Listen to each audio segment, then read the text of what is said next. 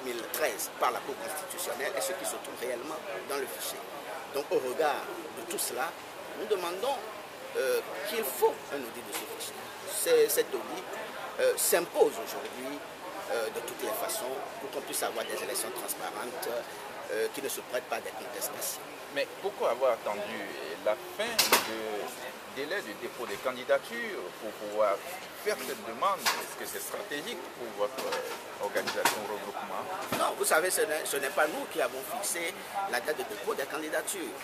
Le dépôt des candidatures, c'est une chose. La réclamation de l'audit du fichier électoral en est une autre. Maintenant, nous demandons, c'est parce que c'est aujourd'hui que nous avons les résultats du travail que nous étions en train de faire et qui vont venir appuyer ce que nous avons déjà dit concernant ce fichier. C'est maintenant que nous avons ces éléments et nous demandons que l'on puisse aller à l'audit de ce fichier électoral. La date des élections, ce n'est pas nous qui l'avons fixée. Nous avons déposé notre candidature par rapport à cette date, mais l'audit du fichier également est carrément quelque chose de différent qu'il faut avoir. Mais quand vous parlez d'audit du fichier, qu'est-ce que le CAP met dans cet audit précisément? Quels sont les différents éléments que vous comptez corriger ou améliorer avec l'audit? Non, mais vous savez, je pense que cette question, les experts vous répondront mieux.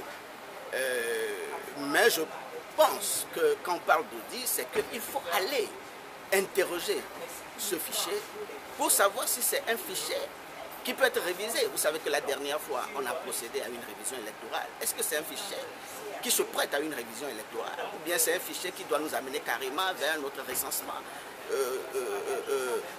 de la population électorale? Donc, il faut voir tout ce qu'il y a dans ce fichier comme irrégularité et voir si ce fichier se prête à une révision.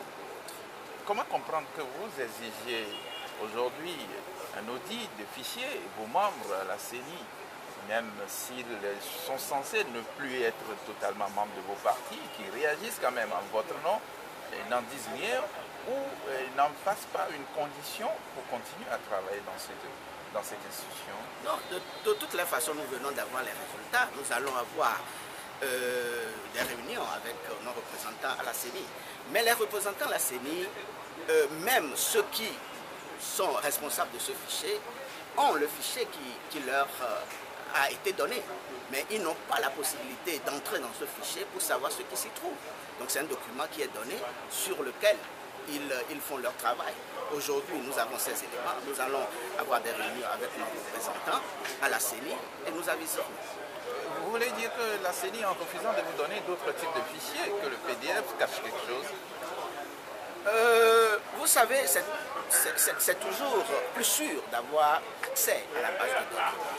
Et au regard de tout ce que nous avons, toutes les irrégularités que nous avons pu identifier, ne serait qu'avec cette forme de fichier qu'est PDF et les éléments préliminaires, les éléments rudimentaires qu'on a utilisés pour les avoir, je me dis, avec la base de données, il y a certainement beaucoup de choses qui s'y cachent.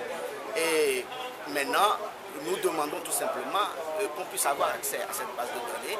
Si la CENI pense qu'elle ne cache rien par rapport à cette base de données, il est tout à fait normal que la CENI n'en fasse pas un problème, que la CENI puisse mettre cette base de données à disposition.